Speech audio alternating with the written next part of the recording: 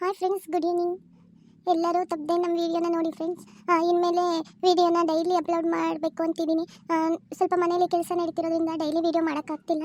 ಆದರೂ ಒಂದು ಟೈಮ್ ನೋಡ್ಕೊಂಡು ವೀಡಿಯೋನ ಮಾಡೋಕ್ಕೆ ಟ್ರೈ ಮಾಡ್ತಿದ್ದೀನಿ. ಪ್ಲೀಸ್ ಎಲ್ಲರೂ ನನ್ನ ಚಾನಲ್ಗೆ ಸಪೋರ್ಟ್ ಮಾಡಿ ಫ್ರೆಂಡ್ಸ್. ನಿಮ್ಮ ಪ್ರೀತಿ ಸಹಕಾರ ಇದೇ ಪ್ರೀತಿ ನಮ್ಮ ಜೊತೆ ಕೂಡಿರಲಿ ಅಂತ ಹೇಳ್ತೀನಿ ಫ್ರೆಂಡ್ಸ್. ಪಾಪ ರಾಜು ಅವ್ರ ಮನೇಲಿ ರಾಜು ಅವ್ರಮ್ಮ ಎಷ್ಟು ಅಳ್ತಿದ್ದಾರೆ.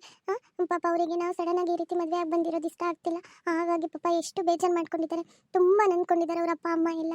ನಾನು ಹೋಗಿ ಮಾತಾಡೋಣ ಅಂದರೆ ಎಲ್ಲಾದರೂ ನನ್ನ ಮೇಲೆ ಬೇಜಾರಾಗಿ ಮತ್ತೆ ನನ್ನೇನಾದರೂ ನನ್ನ ಮೇಲೆ ಹೆಂಗೆ ಅಂತಂದರೆ ಏನು ಮಾಡೋದು ಅಂತಲೇ ಗೊತ್ತಾಗ್ತಿಲ್ಲ. ಆದರೂ ರಾಜು ಹೋಗಿ ತುಂಬ ಹೊತ್ತಾಯಿತು. ರಾಜುನಾದರೂ ಬರ್ತಿದ್ದೆ ಕೇಳ್ತಿದ್ದೆ, ಏನು ಹೇಳಿದ್ರು ರಾಜು ನಿಮ್ಮಮ್ಮ ಅಂತ. ಆದರೆ ರಾಜುನು ಇಷ್ಟೊತ್ತಾದರೂ ಬಂದಿಲ್ಲ. ನನಗೂ ಹೊಸ ಮನೆ ಹೊಸ ಜಾಗ ಅಲ್ವಾ, ಏನು ಮಾಡಬೇಕು ಏನು ಬಿಡಬೇಕು ಅಂತಲೇ ಗೊತ್ತಾಗ್ತಿಲ್ಲ. ಬಂದ ರಾಜು? ಗಂಗಾ, ನೀವಿನ್ನೂ ಎಚ್ಚರವಾಗಿದ್ದೀರಾ? ನಾನು ಇಷ್ಟೊತ್ತಿಗೆ ಪಾಪ ಬೆಳಿಗ್ಗೆಯಿಂದ ಸುಸ್ತಾಗಿದ್ದಾರೆ, ಮಲಗಿರ್ತಾರೆ ಅಂದ್ಕೊಂಡಿದ್ನಪ್ಪ. ನೀವು ಇಷ್ಟೊತ್ತಾದರೂ ಇನ್ನೂ ಎಚ್ಚರವಾಗಿದ್ದೀರಲ್ಲ. ಹೊಸ ಜಾಗ ಅಲ್ವಾ ರಾಜು, ಹೇಗೆ ನಿದ್ದೆ ಬರುತ್ತೆ ಹೇಳ್ರಿ? ಅದು ಇಷ್ಟೆಲ್ಲ ಮನಸ್ಸಲ್ಲಿ ಗೊಂದಲಗಳು ಇಟ್ಕೊಂಡು ಟೆನ್ಷನ್ ಇಟ್ಕೊಂಡು ನಿದ್ದೆ ಎಲ್ಲಿ ಬರುತ್ತೆ ಹೇಳ್ರಿ? ಏನು ಟೆನ್ಷನ್ ಅಮ್ಮ, ನಾನು ಇದ್ದೀನಲ್ವ, ನಾನೆಲ್ಲ ನೋಡ್ಕೊತೀನಿ. ನೀನು ಆರಾಮಾಗಿ ರೆಸ್ಟ್ ತಗೋ. ರಜೋರೆ, ನಿಮ್ಮ ಅಮ್ಮನ ಹತ್ರ ಮಾತಾಡ್ಕೊಂಬರ್ತೀನಿ ಅಂತ ಹೋಗಿದ್ರಲ್ಲ, ಏನು ಹೇಳಿದ್ರು ನಿಮ್ಮಮ್ಮ ನಮ್ಮಿಬ್ರು ಮದುವೆ ಬಗ್ಗೆ ಒಪ್ಕೊಂಡ್ರಾ? ಏನಂದ್ರು ಏನಾದ್ರು ಅಂದ್ರ? ಹೇಳಿ ರಜೋರೆ, ಪ್ಲೀಸ್ ಹೇಳಿ. ನಾನು ಹೇಳೋದೆಲ್ಲ ಬಂದಿದ್ದೀನಿ ಕಣಮ್ಮ. ಆದರೆ ನಮ್ಮಮ್ಮಂದು ಏನೂ ಆಕ್ಷನೇ ಇಲ್ಲ. ಏನು ಮಾಡಬೇಕು ಅಂತಲೇ ಗೊತ್ತಾಗ್ತಿಲ್ಲ ನನಗೆ. ನಾನೇನೋ ಎಲ್ಲ ಬಂದಿದ್ದೀನಿ. ನಾವು ಯಾವ ಕಾರಣಕ್ಕೆ ಸಡನ್ನಾಗಿ ಮದುವೆ ಆಗಬೇಕಾಯ್ತು ಅಂತೆಲ್ಲ ಬಂದಿದ್ದೀನಿ. ಈಗ ನಮ್ಮಮ್ಮಂಗೆ ಬಿಟ್ಟಿದ್ದು. ನಮ್ಮಮ್ಮಂಗೆ ಹೇಗೋ ಒಪ್ಪಿಸ್ಬೋದು, ಆದರೆ ನಮ್ಮ ಅಪ್ಪಾಜಿಗೆ ಯಾವ ರೀತಿ ಹೇಳಬೇಕು ಅಂತಲೇ ಗೊತ್ತಾಗ್ತಿಲ್ಲ. ರಜೋರೆ, ನಾನೊಂದ್ಸತಿ ನಿಮ್ಮಮ್ಮನ ಹತ್ರ ಮಾತಾಡಲಾ? ನಾನೊಂದ್ಸತಿ ನಿಮ್ಮಮ್ಮನ ಹತ್ರ ಮಾತಾಡಿ ಏನೇನೆಲ್ಲ ಆಯಿತು ಅಂತೆಲ್ಲ ಹೇಳ. ನಡೀರಿ ಹೋಗೋಣ, ನಾನೊಂದ್ಸತಿ ನಿಮ್ಮಮ್ಮನ ಹತ್ರ ಮಾತಾಡ್ತೀನಿ. ಬೇಡ ಕಣಮ್ಮ, ಇಷ್ಟೊತ್ತಿಗೆ ಅಪ್ಪ ಅಮ್ಮ ಎಲ್ಲ ಮಲಗಿರ್ಬೇಕು.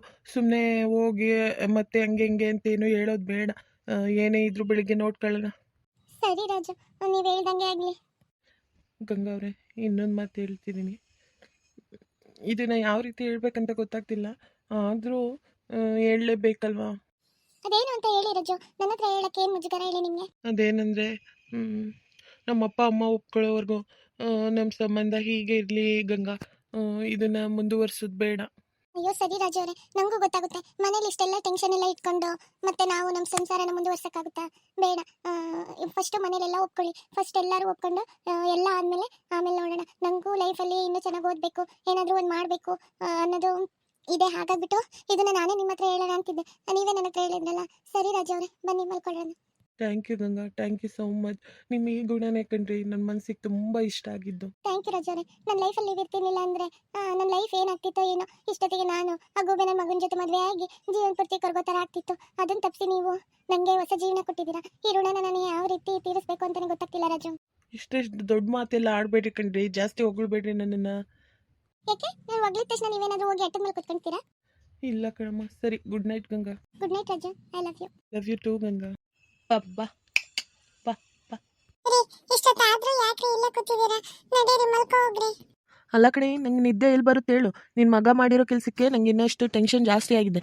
ಅಂಥದ್ರಲ್ಲಿ ನಿದ್ದೆ ಎಲ್ಲಿ ಬರುತ್ತೆ ಹೇಳು? ಅಲ್ಲ ಕಣ್ರಿ, ನೀವು ಅದನ್ನೇ ಯೋಚನೆ ಮಾಡ್ಕೊಂಡು ಕೂತ್ರೆ ಹೆಂಗೆ ಹೇಳಿ? ಏನೋ ಆಗೋದು ಆಗೋಗ್ಬಿಟ್ಟಿದೆ. ಬರ್ರಿ, ಈಗ ಅದನ್ನೇ ಹೇಳ್ಕೊಂಡು ಕೂರಕ್ಕಾಗಲ್ಲ ಅಲ್ವಾ? ಬರೀ ಊಟ ಮಾಡಿ ಮಲ್ಕೊಳ್ರಂತೆ. ನೀವು ಊಟನೂ ಮಾಡಿಲ್ಲ, ಏನೂ ಇಲ್ಲ. ಹಂಗೆ ಊಟನೂ ಬೇಡ, ಏನೂ ಬೇಡ, ಹೋಗೆ. ನಮ್ಮ ಮನ್ಸಿಗೆ ಶಾನೆ ಬೇಜಾರಾಗಿತ್ತೆ. ಹೋಗು, ನೀವೆಲ್ಲ ಊಟ ಮಾಡ್ಕೊಂಡು ಮಲ್ಕೊ ಹೋಗ್ರಿ. ನಾನು ನಿದ್ದೆ ಬಂದಮೇಲೆ ಬಂದು ಮಲ್ಕೊಳ್ತೀನಿ. ಆ ಥರ ಹೇಳ್ಬೇಡ್ರಿ ಕಣ್ರಿ. ಬರ್ತಾ ಬರ್ತಾ ನಿಮ್ಗೆ ವಯಸ್ಸು ಬರುತ್ತೇನ್ರಿ.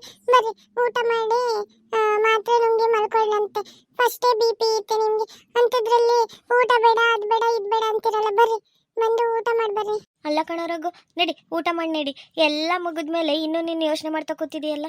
ಏನೋ ಆಗೋಗ್ಬಿಟ್ಟಿದೆ. ಆಗಿರೋದನ್ನ ಯಾರ ಕೈಲೂ ತಪ್ಸೋಕ್ಕಾಗಲ್ಲ ಅಲ್ವಾ? ನನ್ನ ಹತ್ರ ಫಸ್ಟೇ ಹೇಳಿದ್ದ ರಾಜು, ಅಮ್ಮ ನಾನು ಗಂಗಾ ಅನ್ನೋ ಹುಡುಗಿನ ಇಷ್ಟಪಟ್ಟಿದ್ದೀನಿ. ಈ ಥರ ನಾವು ಪಿಕ್ನಿಕ್ಕಿಗೆ ಹೋದಾಗ ಅಲ್ಲಿ ಗಂಗಾ ಅನ್ನೋ ಹುಡುಗಿ ಸಿಕ್ಕಿದ್ಲು. ನನಗೆ ಯಾವ ರೀತಿ ಹುಡುಗಿ ಬೇಕು ಅಂತ ಹೇಳ್ತೀನೋ ಅದೇ ರೀತಿ ಇದ್ದಾಳೆ.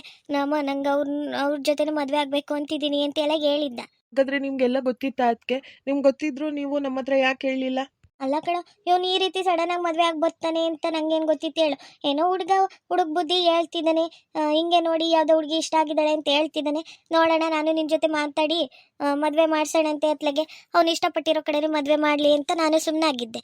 ಅಷ್ಟು ಬೇಗ ಇವನು ಈ ರೀತಿ ಮದುವೆ ಆಗಿ ಬರ್ತಾನೆ ಅಂತ ಯಾರಿಗೋ ಗೊತ್ತಿತ್ತು? ಹೌದಾ?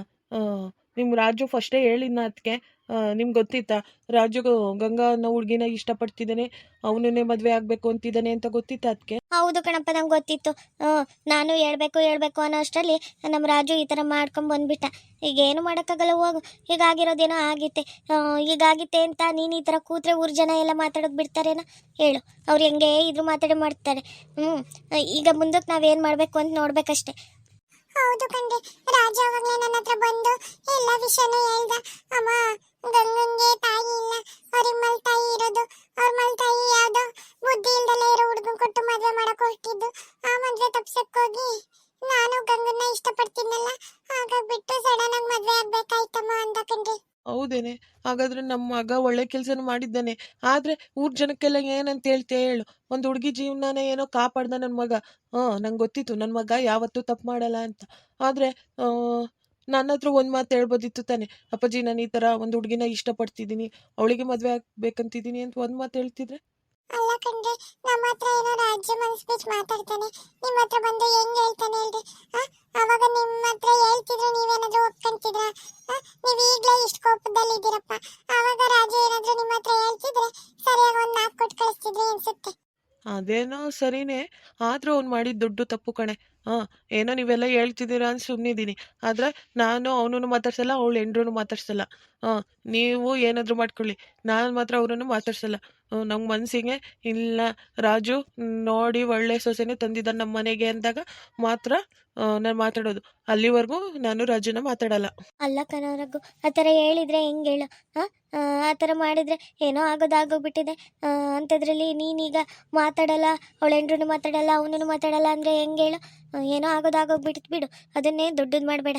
ಹೌದು ರೀ, ಒಂದೇ ಮನೇಲಿ ಇದ್ದು ಮಾತಾಡಲ್ಲ ಅಂತ ಹೇಳಿದ್ರೆ ಹೆಂಗೆ ಹೇಳಿ? ನೋಡೆ, ನಾನು ಏನು ಹೇಳ್ತೀನೋ ಅದನ್ನೇ ಮಾಡೋದು. ನೀನು ಮಗನ ಸಪೋರ್ಟ್ ತಗೊಂಡು ಬರಬೇಡ. ಏನು ನಿನ್ನ ಮಗ ಹೇಳಿದ್ದೆ ಸರಿ, ನಿನ್ನ ಮಗ ಮಾಡಿದ್ದೆ ಸರಿ ಅಂತ ನೀನು ನನ್ನನ್ನು ಒಪ್ಸಕ್ಕೆ ಬರಬೇಡ. ನಾನು ಯೋಚಿಸಿ ನೋಡ್ತೀನಿ. ಈಗ ನಾನು ಊರ ಜನದ ಮುಂದೆ ಎಲ್ಲ ಯಾವ ರೀತಿ ಮುಖ ತೋರಿಸ್ಬೇಕು ಅಂತಲೇ ಗೊತ್ತಾಗ್ತಿಲ್ಲ, ಗೊತ್ತಾ ನಿನ್ನ ಮಗ ಮಾಡಿರೋ ಕರ್ಮಕ್ಕೆ? ಏನೋ ರಘು, ನಿನ್ನು ಊಟಕ್ಕೂ ಬಂದಿಲ್ಲ, ಏನಿಲ್ಲ, ಈ ರೀತಿ ಯಾಕೆ ಕೂತಿದೆ ಹೇಳು? ಅವಾಗ್ಲಿಂದ ಏನೇನೋ ನಿನ್ನ ಹೆಂಡ್ರ ಜೊತೆ ಏನೇನೋ ವಾದಿಸ್ತಿದೀಯ, ಅದೇನು ಅಂತ ನನ್ನ ಹತ್ರ ಹೇಳ್ಬಾರ್ದಾ? ಅದೇನು ಅಂದರೆ ನೋಡಮ್ಮ, ನಂಗೆ ಮನಸ್ಸಿಗೆ ತುಂಬ ಬೇಜಾರಾಗಿದೆ. ಅವನು ರಾಜು ನಮ್ಗೆ ಕೇಳ್ದಲೆ ಮದುವೆ ಆಗಿ ಬಂದಿರೋದಕ್ಕೆ. ಹಾಗಾಗ್ಬಿಟ್ಟು ನಾನು ರಾಜು ಮಾತಾಡಲ್ಲ, ಅವಳು ಎಂಡ್ರೂ ಮಾತಾಡಲ್ಲ ಅಂತ ಹೇಳಿದ್ದಕ್ಕೆ ಇವರಿಬ್ಬರು ಸೇರ್ಕೊಂಡು ಯಾಕೆ ಮಾತಾಡಲ್ಲ, ಈ ಥರ ಒಂದೇ ಮನೇಲಿದ್ದು ಮಾತಾಡ್ದಲ್ಲೇ ಇರೋ ಸರಿನಾ, ಹಂಗೆ ಹಿಂಗೆ ಅಂತ ಹೇಳ್ತಿದ್ದಾನೆ. ಅದಕ್ಕೆ ಅದನ್ನೇ ಹೇಳ್ತಾ ಕೂತಿದ್ದೆ ಇವರಿಗೆಲ್ಲ. ಅಲ್ಲ ಕಣ ರಾಜು, ನಿಮ್ಮ ಮಗ ಮದುವೆ ಆಗಿ ಬಂದ್ರು ಒಳ್ಳೆದಂತದ್ ಗೊಂಬೆನ ಮದುವೆ ಆಗಿ ಬಂದಿದ್ದಾನೆ ನೋಡಪ್ಪ. ನೋಡಕ್ಕೆ ಎಷ್ಟು ಲಕ್ಷಣವಾಗಿ ಸುಂದರವಾಗಿದ್ದಾಳೆ. ಆ ಹುಡುಗಿ ನೋಡ್ತಿದ್ರೆ ಆ ಹುಡುಗಿ ಅಂತಿಂತವಳಲ್ಲ, ಒಳ್ಳೆ ಬುದ್ಧಿಯವಳೆ ಅಂದಂಗೆ ಕಾಣಿಸ್ತಿದ್ದಾಳೆ. ಈಗಿನ ಕಾಲದಲ್ಲಿ ನಾವೇ ಹೋಗಿ ಹುಡುಕ್ತಿದ್ರು ಅಂತ ಒಳ್ಳೆ ಹುಡುಗಿ ಸಿಗ್ತಿರ್ಲಿಲ್ಲ ಹೇಳು. ಅಂಥದ್ರಲ್ಲಿ ಏನೋ ಗೊತ್ತಿಲ್ಲದೆ ತಪ್ಪು ಮಾಡಿದ್ದಾನೆ, ಕ್ಷಮಿಸಿ ಮುನ್ನೆ ಹೋಗೋದು ನೋಡ್ಬೇಕು. ಅದನ್ನೇ ಯೋಚನೆ ಮಾಡ್ಕೊಂಡು ಕೂತ್ರೆ ಸರಿ ಹೋಗಲ್ಲ ನೋಡು. ಆದರೆ ಊರ ಜನ ಎಲ್ಲ ಏನೇನೆಲ್ಲ ಮಾತಾಡ್ತಾರೆ ಗೊತ್ತೇನಮ್ಮ ನಿಂಗೆ? ನನಗೆ ಬೆಳಗ್ಗಿಂದ ಹೊರಗಡೆ ಹೋಗೋಕ್ಕಾಗ್ತಿಲ್ಲ, ಗೊತ್ತಾ? ಊರ ಜನ ಎಲ್ಲ ಎಷ್ಟು ಮಾತಾಡ್ಕೊತಿರ್ಬೋದು ಅಂತ. ಆ ಥರ ಏನೂ ಆಗಲ್ಲ ಬಿಡೋ ರಾಜು, ಆ ಥರ ಏನೂ ಆಗಲ್ಲ. ನನಗೆ ಆವಾಗಲೇ ಕೂತಾಗ ಒಂದು ಉಪಾಯ ಬಂತಪ್ಪ, ಏನು ಮಾಡ್ಬೋದು ಅಂತ. ನೀವು ಒಪ್ಕೊಂಡ್ರೆ ಹೇಳ್ಬೋದಪ್ಪ. ಅದೇನು ಅಂತ ಹೇಳಮ್ಮ ನೋಡೋಣ. ಅಪ್ಪ, ಏನೋ ಅವರಿಬ್ರು ಗೊತ್ತಿಲ್ಲದಲೆ ಮದುವೆ ಏನೋ ಆಗಿ ಬಂದ್ಬಿಟ್ಟಿದ್ದಾರೆ. ಈಗ ನಾವು ನಮ್ಮ ಮಾನ ಮರ್ಯಾದೆ ಉಳಿಸ್ಕೋಬೇಕು ಅಂದರೆ ಗಂಗನ್ನ ಮತ್ತು ರಾಜುನ ಆರ್ತಶತೆ ಮಾಡೋಣ, ಅತ್ಲಾಗೆ ಒಂದು ರಿಸೆಪ್ಷನ್ ಟೈಪ್ ಮಾಡೋಣ, ಊರ್ ಜನಕ್ಕೆಲ್ಲ ಕರೆದು ಅತ್ಲಾಗೆ ಊಟ ಹಾಕ್ಸಿ ಒಂದು ಫಂಕ್ಷನ್ ಮಾಡೋಣ ಅಂತ. ಅವಾಗ ಫಂಕ್ಷನ್ ಮಾಡಿದ್ರೆ ಊರ್ ಜನನು ಬಿಡು, ಇಲ್ಲೊಂದು ಫಂಕ್ಷನ್ ಮಾಡಿದ್ರು ಏನೂ ಇಲ್ಲ, ಅವನು ರಾಜು ಇಷ್ಟ ಆಗಿ ಬಂದ್ರು ಕೂಡ ಮನೇಲೆಲ್ಲ ಒಪ್ಕೊಂಡು ಫಂಕ್ಷನ್ ಮಾಡ್ತಿದ್ದಾರೆ ಅಂತ 1-2 ದಿವಸ ಹೇಳ್ಕೊಂಡು ಸುಮ್ಮನಾಗ್ತಾರೆ. ಇಲ್ಲಾಂದ್ರೆ ನಾವು ಇದೇ ರೀತಿ ಬಿಟ್ರೆ ಅದನ್ನೇ ಊರ್ ಜನ ಎಲ್ಲ ಆಡ್ಕೊಂಡು ತಿಂತಾನೆ ನೋಡು. ಹೌದು ರಾಘು, ಅತ್ತೆ ಹೇಳ್ತಿರೋದು ಸರಿ ನೋಡ್ರಿ. ಆ ಥರ ಮಾಡ್ಬೋದು, ಒಂದು ರಿಸೆಪ್ಷನ್ ಟೈಪ್ ಮಾಡೋಣ. ಅದು ಮಾಡಿಬಿಟ್ರೆ ಎಲ್ಲರೂ ಸುಮ್ಮನಿರ್ತಾರೆ, ಯಾರು ಅವಾಗ ಜಾಸ್ತಿ ಏನು ಮಾತಾಡಲ್ಲ. ಹೌದು ಕಣ್ರಿ, ಅತ್ತೆನೋ ಅಕ್ಕನೋ ಹೇಳ್ತಿರೋ ಸರಿ. ಆ ರೀತಿ ಮಾಡಿದ್ರೆ ಹೆಂಗೋ ಊರ್ ಜನ ಎಲ್ಲ ಮಾತಾಡ್ಕೊಳ್ಳೋದಾದ್ರೂ ತಪ್ಪುತ್ತೆ. ಅಮ್ಮ, ನೀನು ಅಜ್ಜಿ ಮಾತಾಡ್ತಿರೋದು ಕೇಳ್ನ್ಯಾ? ಗಂಗಂಗೂ ನಮ್ಮ ರಾಜು ಮಾಮಂಗೂ ರಿಸೆಪ್ಷನ್ ಮಾಡ್ತಾರಂತೆ. ಆಮೇಲೆ ಊರ್ ಜನಕ್ಕೆಲ್ಲ ರಾಜು ಮಾಮಂದು ಮತ್ತೆ ಗಂಗಂದು ಮದುವೆ ಆಗಿದೆ ಅಂತ ಎಲ್ಲರಿಗೂ ಗೊತ್ತಾಗುತ್ತಲ್ಲಮ್ಮ. ನೋಡಮ್ಮ, ಇವರೆಲ್ಲ ಯಾಕೆ ಈ ರೀತಿ ಮಾಡ್ತಿದ್ದಾರೆ? ನಡಿಯ, ಅದೇನು ಅಂತ ನಾವು ಹೊಸಿ ಕೇಳೋಣ. ನಮ್ಮ ಅಣ್ಣ ಸುಮ್ಮನಿದ್ರು, ಇವರೆಲ್ಲ ಸೇರ್ಕೊಂಡು ನಮ್ಮ ಅಣ್ಣಂಗೆ ಒಪ್ಪೋ ಥರ ಮಾಡಿಬಿಡ್ತಾರೆ. ಆದ್ರೂ ಅಮ್ಮ, ನಾನು ಎಷ್ಟು ಆಸೆ ಇಟ್ಕೊಂಡಿದ್ದೆ ಗೊತ್ತಾ, ರಾಜು ಮಾಮನ ಜೊತೆನೆ ನನ್ನ ಮದುವೆ ಮಾಡೋದು. ಆ ರಿಸೆಪ್ಷನ್ನು ನಂದು ರಾಜು ಮಾಮಂದು ಆಗಬೇಕು ಅಂತ ನಾನು ಎಷ್ಟೆಲ್ಲ ಕನ್ಸ್ಕೊಂಡಿದ್ದೆ. ಆದರೆ ಆ ಕನಸೆಲ್ಲ ನುಚ್ಚು ನೂರಾಗ್ತಿದೆ ಕಣಮ್ಮ. ನಾನು ನಿಂಗೆ ನೆನ್ನೆನೇ ಹೇಳಿದ್ದೇನೆ ಆ ಗಂಗಂಗೆ ಏನಾದರೂ ಒಂದು ಉಪಾಯ ಮಾಡಿ ಇಲ್ಲಿಂದ ಕಳಿಸ್ಬೇಕು ಫಸ್ಟು ಅಂತ. ಹಾಂ, ಅದೇ ರೀತಿ ಮಾಡೋಣ, ಸುಮ್ಮನಿರು. ಆ ಗಂಗನ್ನ ಏನಾದರೂ ಉಪಾಯ ಮಾಡಿ ಇಲ್ಲಿಂದ ಕಳಿಸ್ಬಿಟ್ಟು ಆಮೇಲೆ ನಿಂದು ರಾಜ್ಯದ ಮದುವೆ ಮಾಡಿಸ್ತೀನಿ ನಾನೇ. ಅಲ್ಲ ಕಣಮ್ಮ, ಏನು ರಾಜದು ರಿಸೆಪ್ಷನ್ನು ಆರ್ತಕ್ಷತೆ ಮಾಡೋಣ ಅಂತ ಏನೇನೋ ಹೇಳ್ತಿದೆಯಲ್ಲಮ್ಮ, ನಿಂಗೇನಾದರೂ ತಲೆ ಕೆಟ್ಟಿತ್ತ? ಅವರೇ ನಮ್ಗೆ ಏನಾದರೂ ಹೇಳಿ ಕೇಳಿ ಮದುವೆ ಆಗ್ತಿದ್ರೆ ಬಿಡಪ್ಪ ಗ್ರ್ಯಾಂಡಾಗಿ ರಿಸೆಪ್ಷನ್ ಮಾಡೋಣ ಅಂತ ಅಣ್ಣನೇ ಮಾಡ್ತಿದ್ದ. ಅಂಥದ್ರಲ್ಲಿ ಅವನು ನಮ್ಮನೆ ಮಾನ ಮರ್ಯಾದೆ ಎಲ್ಲ ಕಳ್ದಿದ್ದಾನೆ. ಅಂಥವನಿಗೆ ಮತ್ತೆ ನೀನು ಆರ್ತಕ್ಷತೆ ಮಾಡ್ತೀನಿ, ಅದು ಮಾಡ್ತೀನಿ, ಇದು ಮಾಡ್ತೀನಿ ಅಂತ ಹೇಳ್ತಿದೆಯಲ್ಲಮ್ಮ. ಹೌದು ಕಣಮ್ಮ, ನಾವೀಗ ಅಧ್ಯಕ್ಷತೆ ಎಲ್ಲ ಮಾಡಿದರೆ ಸರಿ ಹೋಗಲ್ಲ ಅನ್ನಿಸ್ತಿತ್ತು ನನಗೂ. ನೋಡ, ಈ ಮನೇಲಿ ಹಿರಿಯಳು ನಾನು ಇರ್ಬೇಕಾರೆ ನಿಂದೇನೋ ಹೇಳು, ಇವಳೇನೋ ಹೇಳ್ಬಿಡ್ತಾಳೆ. ಇವಳಿಗೆ ಏನಾಗಬೇಕಾಗಿತ್ತೆ? ಹೋಗ್ತಿರೋದಿಲ್ಲಿ ನಮ್ಮ ಮನೆ ಮನ ಮರ್ಯಾದೆ. ಇವಳು ಹೇಳೋದು ಹೇಳ್ಕೊಳ್ಳಿ. ನೀವು ಫಸ್ಟು ರಿಸೆಪ್ಷನಿಗೆಲ್ಲ ರೆಡಿ ಮಾಡ್ಕೊಳ್ಳೋದನ್ನ ನೋಡು. ಹೌದು ರೀ, ಅತ್ತೆ ಹೇಳ್ತಿರೋದೇ ಸರಿ. ಇದೊಂದು ಚಾನ್ಸ್ ಸಿಕ್ಕಿತೆ ನೋಡ್ರಿ. ಈ ತರ ಮಾಡಿದ್ರೆ ಊರ್ ಜನ ಎಲ್ಲ ಮಾತಾಡ್ಕೊಳ್ಳೋದು ಸ್ವಲ್ಪ ತಪ್ಪುತ್ತೆ. ಹೌದು ರಾಘು, ಅತ್ತೆ ಹೇಳ್ತಿರೋದೇ ಸರಿ. ಅತ್ತೆ ಹೇಗೆ ಹೇಳ್ತಾರೋ ಅದೇ ರೀತಿ ಮಾಡು. ಸರಿ ಆಯಿತು, ನೀವೆಲ್ಲ ಸೇರಿ ಇಷ್ಟೆಲ್ಲ ಹೇಳ್ತಿದ್ದೀರಾ ಅಂದರೆ ಗಂಗಂದು ರಾಜದು ರಿಸೆಪ್ಷನ್ ಮಾಡೋಣ. ಎಲ್ಲಾದರೂ ಏನೇನು ತಯಾರಿದೆ ಅದು ಮಾಡ್ಕೊಳ್ರಿ. ಸರಿ ಆಯಿತು ರಾಘು.